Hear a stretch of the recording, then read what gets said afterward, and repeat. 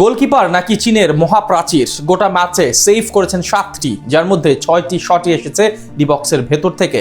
বয়স 40 পেরলেও একা হাতেই রুখে দিয়েছে ইউরো চ্যাম্পিয়নদের। অথচ তিনি কোনো বড় ক্লাবের খেলোয়াড় নন, এমনকি সেকেন্ড ডিভিশনে থাকা নিজ দলের মূল একাদশেও জায়গা পান না নিয়মিত। তবে ছোট্ট এক দ্বীপ দেশ থেকে উঠে এসে আজ তিনি বিশ্বমঞ্চে আলো ছড়িয়েছেন। তবে কে এই গোলরক্ষক, কি তার পরিচয়, কিভাবেই বা এলেন বিশ্বকাপের মাটিতে, সেটার বিস্তারিত প্রতিবেদনে। আটলান্টার মার্সিডিজ বেঞ্জ স্টেডিয়ামে ম্যাচের শুরু থেকেই একপেশে ফুটবল খেলছিল স্পেন। পুরো মাঠ জুড়ে দাপট ছিল তাদেরই। একের পর এক সুযোগ তৈরি করে ইউরোপের বর্তমান চ্যাম্পিয়ন দলটি যেন অপেক্ষায় ছিল কখন কেপ ভার্দের জালে বল জড়াবে। কিন্তু সেই অপেক্ষা আর শেষ হয়নি। দুই হাফের অতিরিক্ত সময় মিলিয়ে প্রায় 100 মিনিটেও গোলের দেখা পাননি পেদ্রি, লামিনে ইয়ামাল, ফেরান তোরেসরা। কেননা কেপ ভার্দের গোলবারের নিচে দাঁড়িয়ে রীতিমতো একটা দুর্গ বানিয়ে রেখেছিলেন ভোজিনহো। পুরো ম্যাচে স্পেনের বল পজিশন প্রায় 75%। গোলমুখে শট নিয়েছে 27টি, এর মধ্যে একা হাতে 7টি ঠেকিয়ে দিয়েছেন ভোজিনহো। কিছুতেই যেন কোনো ফাঁক ফোকর খুঁজে পায়নি ইউরো চ্যাম্পিয়নরা। প্রথমার্ধেই পেদ্রির নিখুঁত শট আঙ্গুলের ডগায় ঠেলে বের করে দেন মাঠের বাইরে। কিছুক্ষণ পর ফেরান তোরেসের শট ক্রসবারে লেগে ফিরে এলে মিকেল ওয়ারজাবালের হেডও ফিরিয়ে দেন অবিশ্বাস্যভাবে। প্রথমার্ধের যোগ করার সময় আয়মেরিক লাপোর্তের হেডও তার হাত এড়াতে পারেনি। দ্বিতীয়ার্ধে লামিনে ইয়ামাল মাঠে নামার পরও একই দৃশ্য।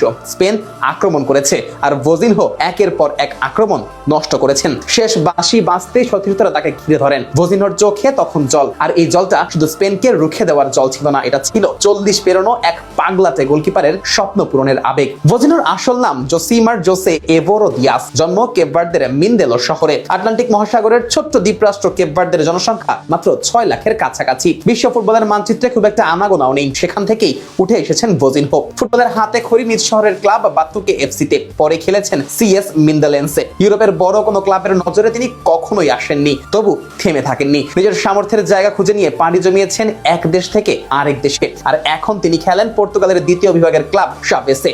সেখানে অবশ্য নিয়মিত প্রথমে একাদশেও জায়গা হয় না তার। অথচ তিনি কিনা আজ বিশ্বকাপে স্পেনের মতো দলের সামনে হয়ে উঠলেন অপ্রতিরোধ্য। যে ছেলেটাকে একদিন খাতো বলে দূরে সরিয়ে রাখা হয়েছিল, বারবার ট্রায়ালে গিয়েও বাদ পড়তে হয়েছিল, সেই ভোজিনহোর পারফরম্যান্স এখন তুলনা করা হচ্ছে বিশ্বসেরা গোলকিপারদের সাথে। নিজের প্রতি তার অগাধ বিশ্বাসটাই তাকে বাঁচিয়ে রেখেছিল। 2012 সালে কেপ ভার্দে জার্সিতে অভিষেক, এরপর এক যুগেরও বেশি সময় ধরে দেশের গোলবার সামলেছেন।